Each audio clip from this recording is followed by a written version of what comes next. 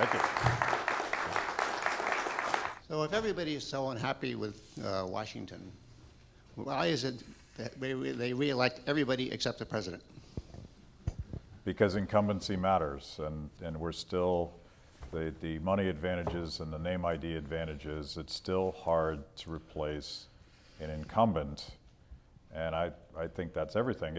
I actually think, I don't know what the overall data is, but you look at someone like Eric Cantor, who had all of the advantages being replaced by a college professor. I think that's going to be. What's wrong with college professors? I love Dave Brat. I actually think he's an interesting guy. He's a thoughtful, what I would call a classical liberal, even though he rode in on this sort of pre-Trump kind of a wave.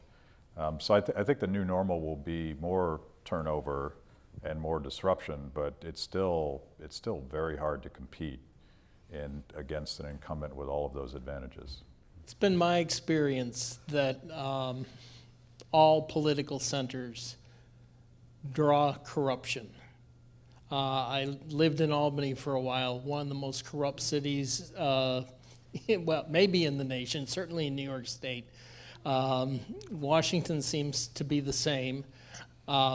One of the things that concerns me about Mr. Trump is that he also has a history of being quite corrupt.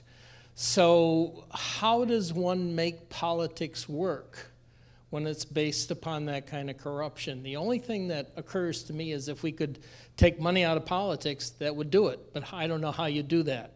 Any ideas? So I think it's hard to take money out of politics as long as we're rearranging, 25% of GDP, 20 to 25%.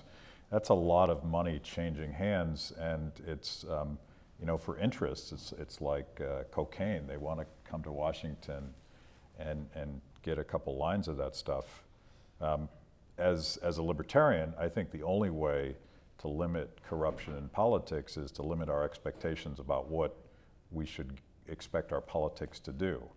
And that's where the limited government, respect for the Constitution stuff comes in, because if you have a limited set of functions that the government should perform, I think you're more able to limit the interests that come to Washington seeking a favor. But as long as we're trying to rearrange outcomes, which is the sort of big government progressivism that I see on both the right and the left, as long as that's happening, corruption will reign supreme. You can't fix it. There's no way to get big, uncorrupt government, in my view. And that upsets my left of center friends, but I think it's this fantasy that next time we're going to get it right, and it just doesn't work.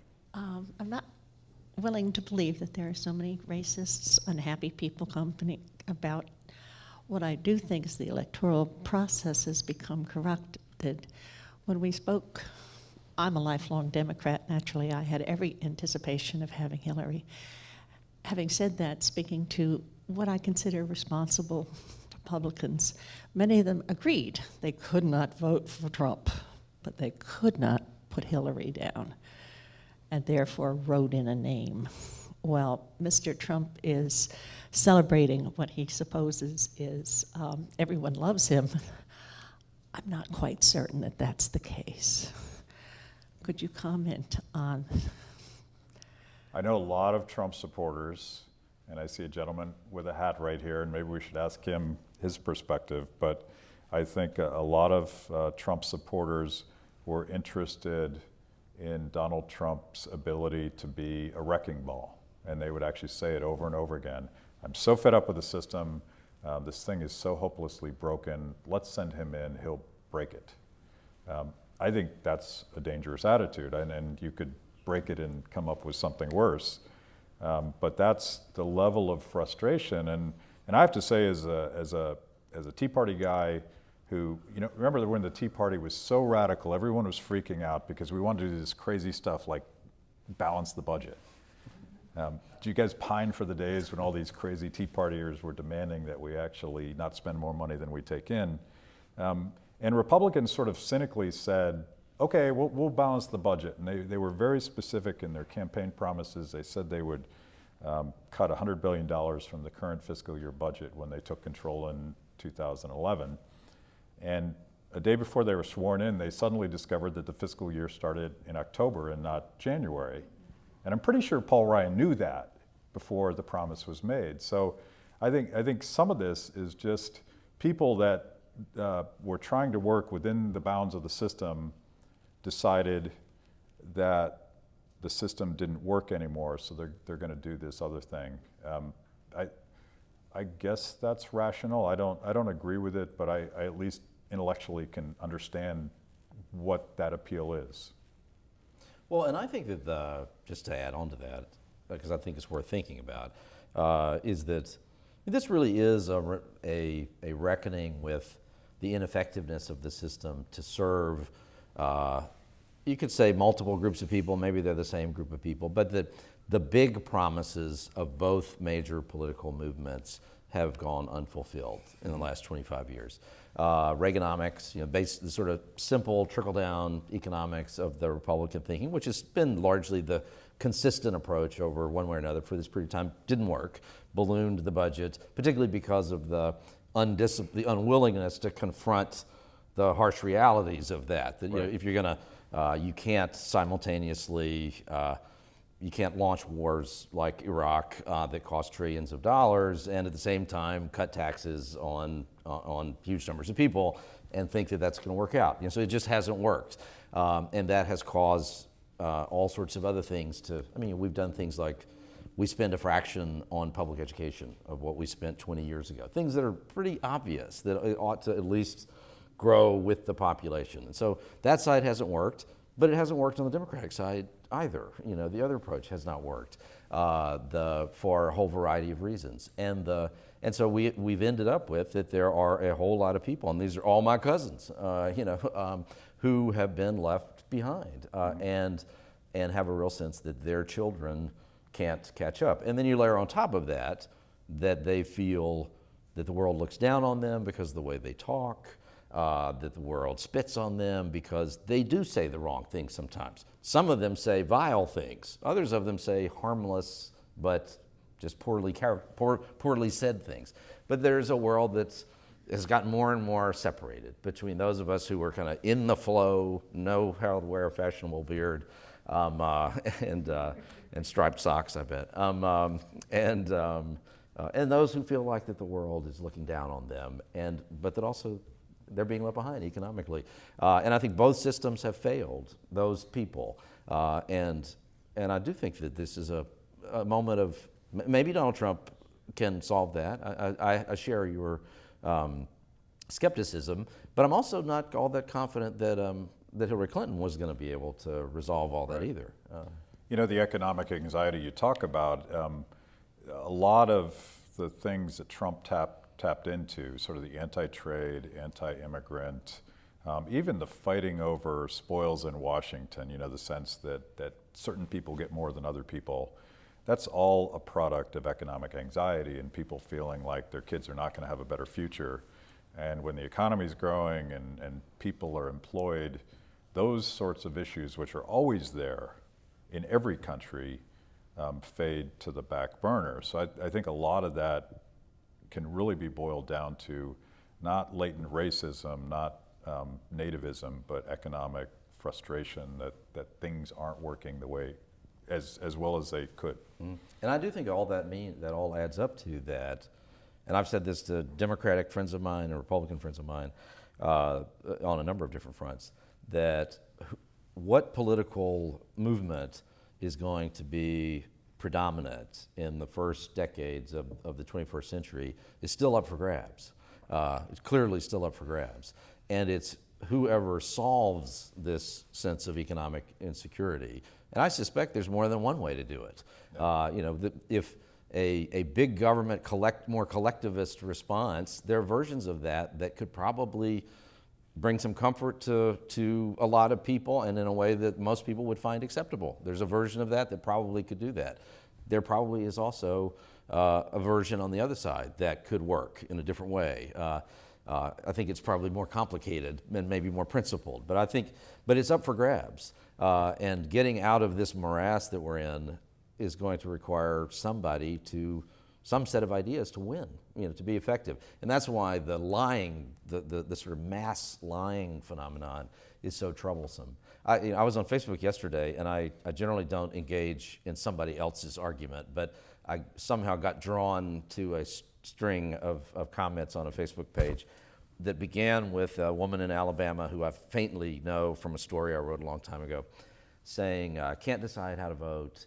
I just want to know, can somebody just answer these 4 questions for me about Hillary Clinton? And it was just for, what's her position on immigration? Well, it was a simpleton thing, really, because it was all clearly knowable things. But then this avalanche of responses came in that were so fundamentally false, and these references to incidents that didn't occur and facts and things. And then finally, at one point, there was one that jumped in and said, I despise Clinton and Obama because they're the ones who are trying to push Native Americans off their territory to make way for that pipeline, and their unwillingness to appreciate Native peoples is the reason we have to destroy them. I finally had to respond and say, no, whether you like it or not, I don't have a position on it, but whatever you think about it, the administration is the one that has been stopping pipelines that many people think actually should happen, and Donald Trump is an owner of that pipeline company. A lot of people don't know that, but Trump holds a big stake in the company that will own the Dakota pipeline when it's finished. I didn't even know that. Yeah, it's true. The Guardian reported that a little while back. And so that's the thing that's just so upsetting to me, is that we are just drowning in lies that go in all sorts of directions, but we're drowning in them. The rule is never read the comments on your own Facebook page. That's true. And if we're live streaming this on my Facebook page right now, and if you go read the comments, there's going to be raging hate from the left and the right about everything that I've said.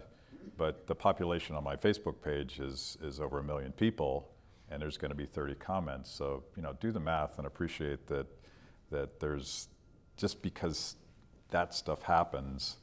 I think all we're seeing is that in the real world, pre-internet, there was all sorts of mythologies and misunderstandings and outright misunderstandings about what was actually going on. But it's the process of sort of arguing it out that gets to truthiness, right?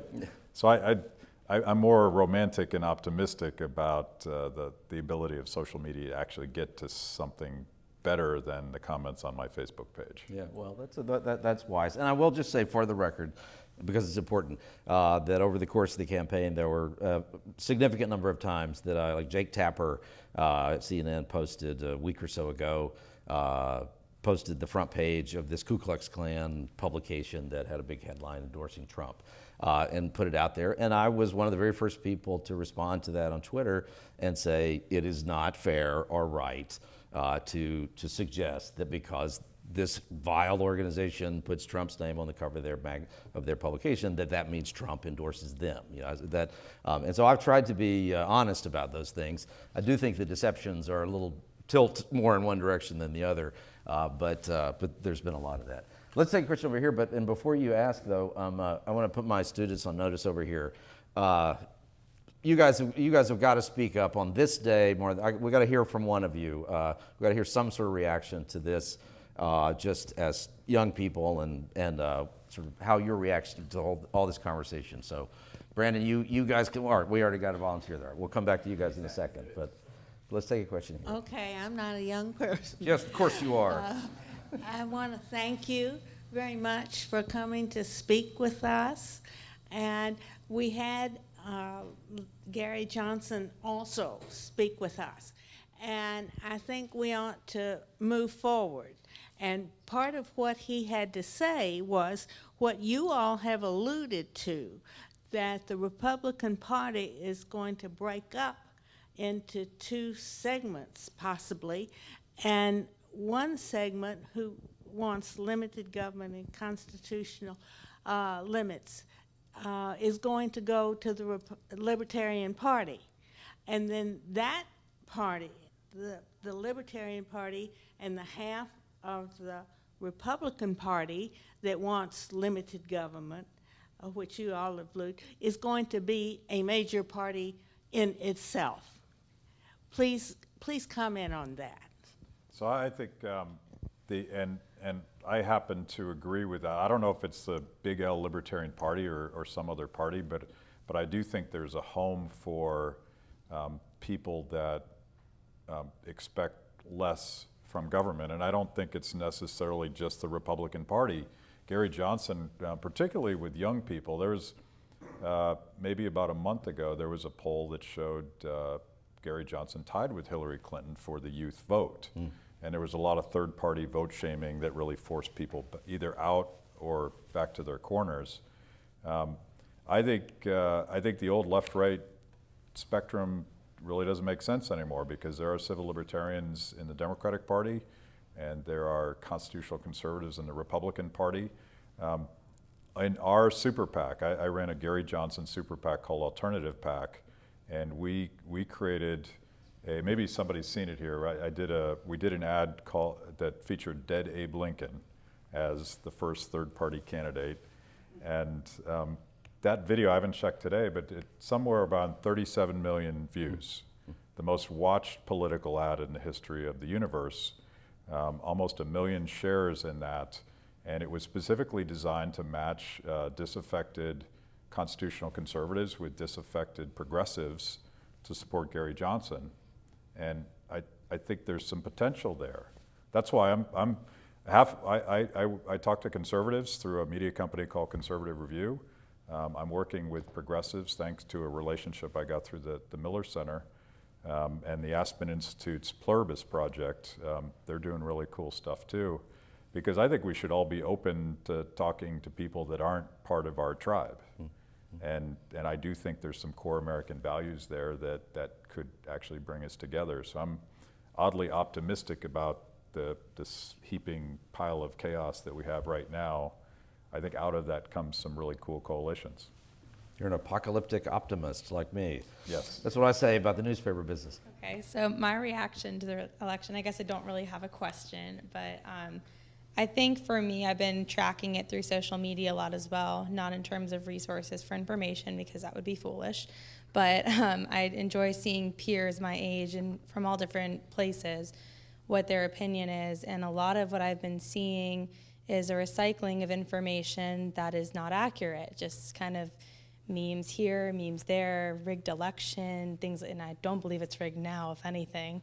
If it was gonna be rigged, it would've gone the other way, I think, but I don't know, I mean, it's upsetting for a lot of people, but I think it would have been upsetting either way, and that's the thing, like, I woke up and I wouldn't have been happy with either outcome, and I didn't see Jill Stein taking the victory, so it wasn't really, there wasn't an outcome that would have been the best scenario. But I think in terms of what you're saying too, with like a good opportunity for coalition, and I think for me, I'm looking at it as an opportunity for us to all say, we obviously have a divide that we may not have been cognizant that was there, and now we know what to do with it, or we don't know what to do with it. We know it's there, so we can work with it and address it. And it's kind of funny, I used the same quote by Martin Luther King Jr. on my Facebook this morning, because I think a lot of tensions are really high, and I have a wide variety of friends from different places, and I could see like some were fear reactions, like happy reactions, mad reactions, and I don't know, it's a bizarre situation, but I think that we can come back from it, so I'm kind of, I don't want to say optimistic, but I'm accepting. I believe in democracy, and I think it'll work out, so, but go. Sure, Brent, jump in. Yeah, so basically I think the problem that a lot of millennials feel is we're just sick of seeing the divide in the country, and that's like one of the bigger things. And I'm actually one of the few millennials that are really conservative, I would say, but I wasn't necessarily voting for Trump.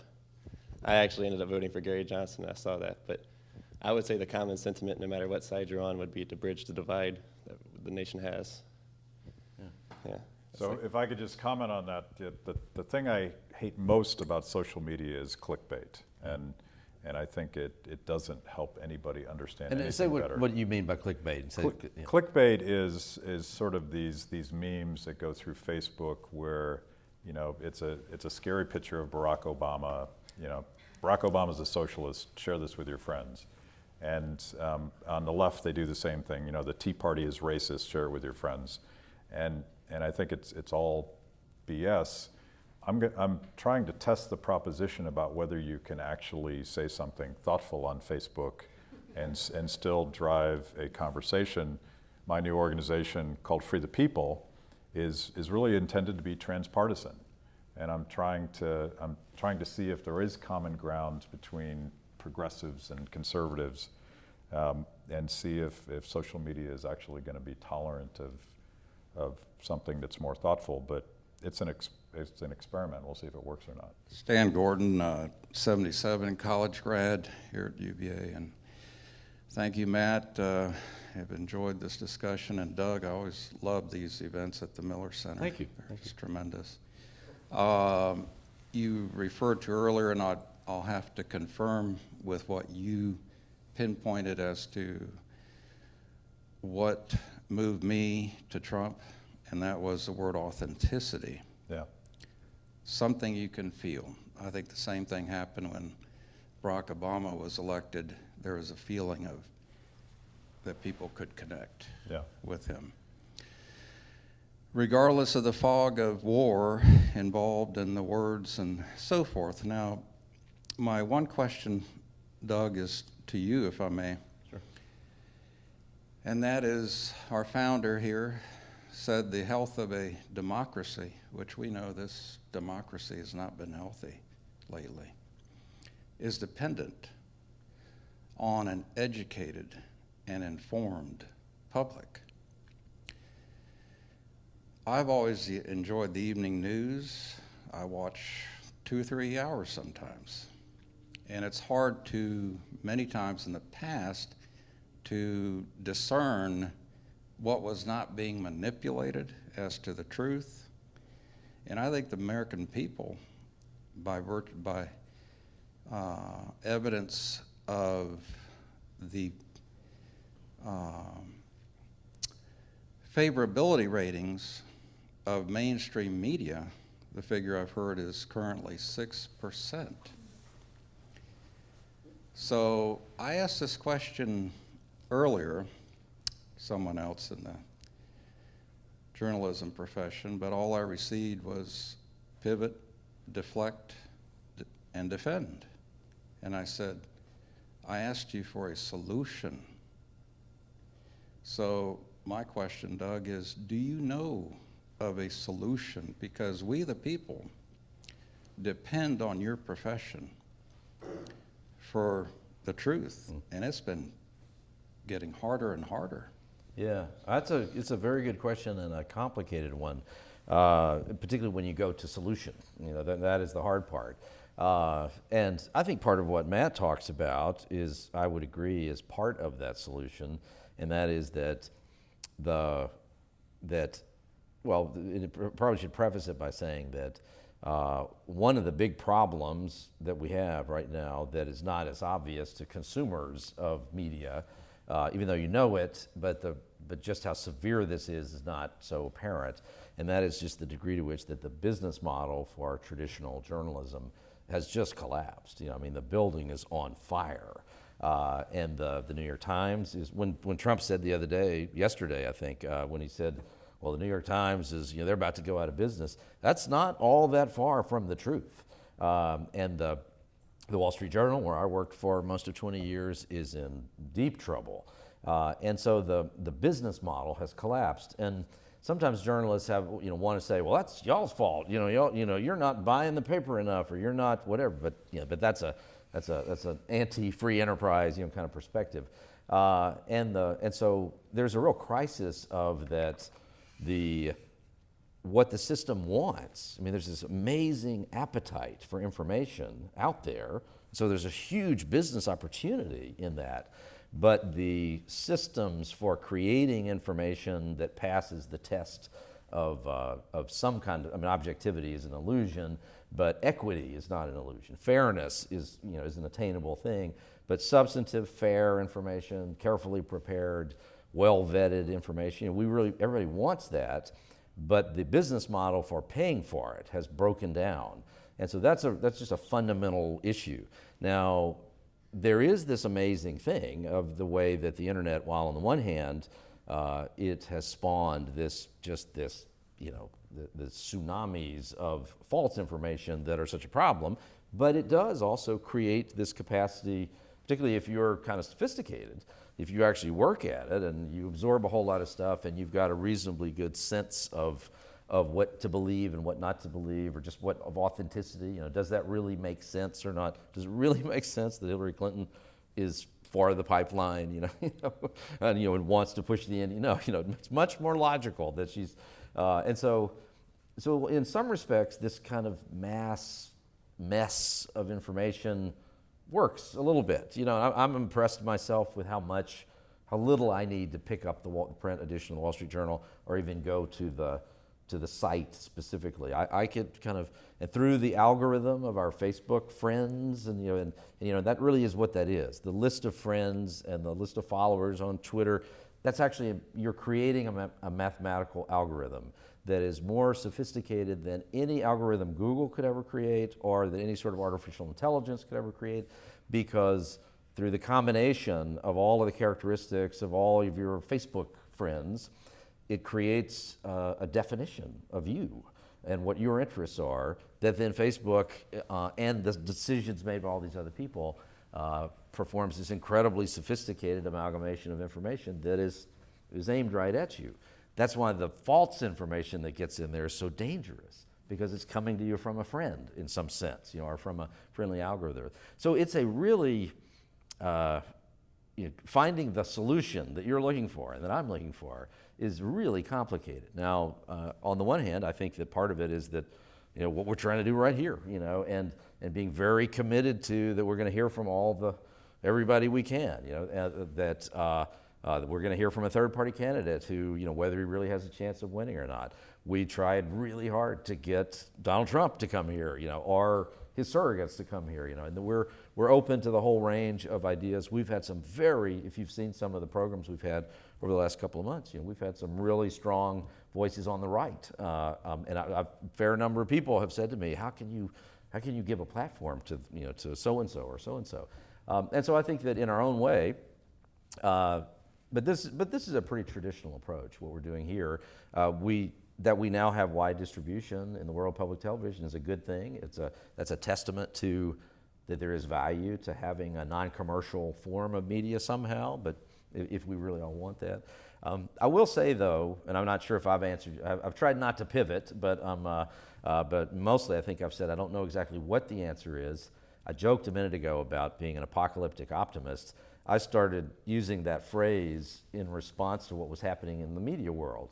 And when all my colleagues were saying, oh God, everything's coming apart, I always came back and I said, no, I'm an apocalyptic optimist. This is even before the internet. And I would say that, on the other side of this moonscape that is about to happen, there are going to be little flowers blooming, on the landscape. Some new thing is going to emerge.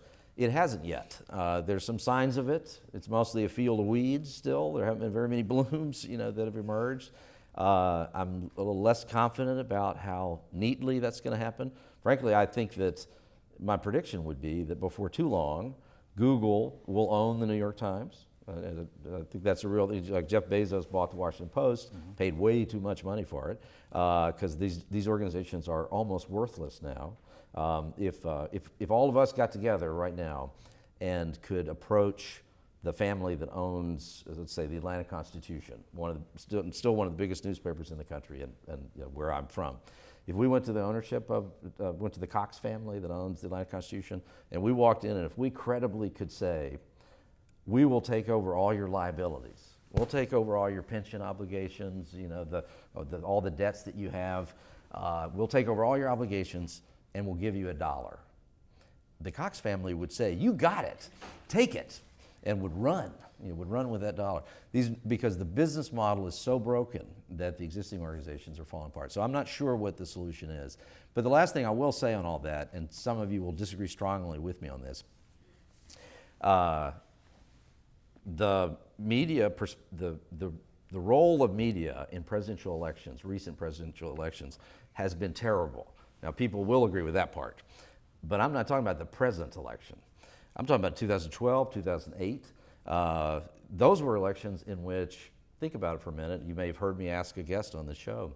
What I would ask journalists oftentimes, I'd say, well, what was the one story during the 2012 cycle that most affected the course of the campaign? And everybody just draws a blank. You know, this will be the chief White House correspondent for the New York Times will be sitting there, and he'll sort of freeze for a second, and finally everybody comes up with, if you think about it, the 49% story or whatever, what Romney said that was recorded, and of course that was a secretly made tape recording made by a waiter who gave it to Mother Jones, an advocacy publication, So and that was the only story that had any consequence in 2012. Go back to 2008, media did give Barack Obama a pass in certain respects, but mostly just didn't have much effect on things. So you had 2 election cycles in which media largely failed to be very important in any direction. This year, media's really been very important, and in my opinion, has actually done a very good job on both sides. Both sides have been savaged by the media, but in ways that they deserved for the most part. And so I think we've actually seen this year pretty fair, rough treatment that was deserved on both sides. But the future, I really don't know. I don't have a good answer for how all this is going to sort out, except maybe this disintermediation over the internet is maybe a kind of spontaneous thing, but I'm not sure. I will also say one last thing. We have seen, and this is not a partisan thing, but the stuff that happened at the end of the campaign with Fox News specifically, Fox and this report that Brett Baer made at the very last minute that the FBI investigation reopened and that there was essentially an indictment imminent of Hillary Clinton. I don't know that story actually made any difference politically. The Comey stuff did, but I don't know that one story did. But Brett Baer, they broke into the news with this story from Brett Baer, which he then retracted the next day, and the day after that issued an apology for. But that was the most staggering reflection of an incompetent news organization I can recall. The scale of that error and the fact that there was no one in the organization to say, wait a minute, have you thought about that? How many sources? Any of the basics there. That was a staggering an act of journalistic malfeasance and incompetence that I think I've ever seen, really.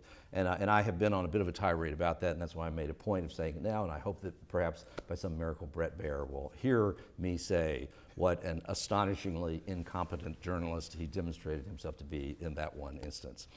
That was a personal attack. One response. Sure.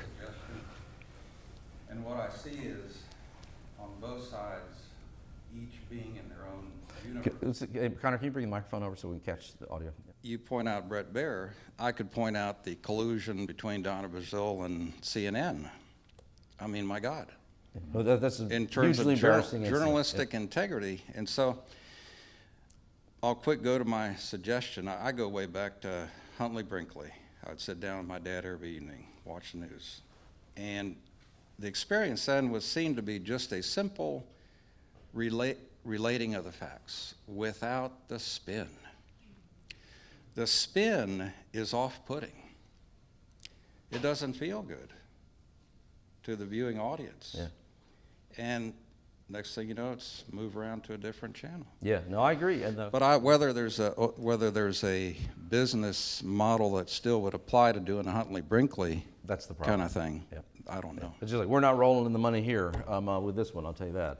But yeah, that's the problem, is that the spin makes money. And that's really in all directions. But were you going to say something, Matt? Oh, just what I would say is, I mean, I curate my news through Twitter, and I don't do it just by following people that think like I think. I go out of my way to choose a broad variety of news sources, and there's a lot of, I don't want to plug anyone in particular, but I guess I will. I like some of the stuff that The Atlantic is doing. Mm-hmm. To me, it's very left of center. The Federalist and Reason.com, if you want the libertarian take. There's lots of great journalists who aren't sort of top tier. They've never worked at the New York Times or the Wall Street Journal. And I think if you're disciplined about sourcing various perspectives, you get you get a lot of cutting edge information and you get a lot of perspectives, and I do think that is better than picking up the New York Times every morning. Yeah, I think that's an important point because, while I think it's ridiculous of journalists to sort of blame the readers for the dilemma of things. It's an absurd thing. But just as it's ridiculous, I can't tell you how many hundreds of times I had a reporter, or dozens of times, had a reporter come up to me and say, "Oh, this reader called and they're complaining about this story that says." But the story clearly says that, in the 14th paragraph, there it is right there, the thing they're saying is not in the story. And I would say back to them over and over again, okay, you're right, technically there's no error here, but it's our job to be clear. It's our job to it's not the reader's job to figure out our head, it's our job to figure out the reader's head. And so I think blaming the readers, blaming the audience is a big mistake. However, something has happened in terms of our shared principles. There's not enough discussion, like I heard from my grandfather and my father. Certainly my grandfather had ideas that were wrong ideas about a whole lot of things, particularly race. But I also heard from those people in my lives that, well, don't just listen to, don't just believe whatever anybody tells you, think for yourself. And, there's not enough of that talk anymore, of independent thinking. Kids are not hearing enough about that. And we should be really actively saying to younger Americans, not stay away from the internet, but think while you're doing this, think carefully. And we should all be open, as I try to be, to the idea that maybe our own assumptions are wrong, and not just gravitate to the voices that affirm our own views. But it's a big, if there's any real threat to the core fabric of our society, it's somewhere in all of this. I'm not worried that Donald Trump is this is the Weimar Republic and that Donald Trump is a young Adolf Hitler. That's all nonsense when I hear people say that. I do worry about whether our capacity to communicate with each other, our capacity to demonstrate our love for each other, even when we disagree. I worry about that. I worry about that because I've seen societies come apart. I've been in places where all of a sudden people who were neighbors and intermarried with one another and who looked exactly alike. I've been in a place and watched suddenly those people just lose the fabric that hold them together and become murderous savages. These things can happen, but it's on us. It really is, in the end, it's on us. All right, I'll start preaching if I'm not careful. Matt, thank you so much for coming. It's been a wonderful conversation. Great. Thank you.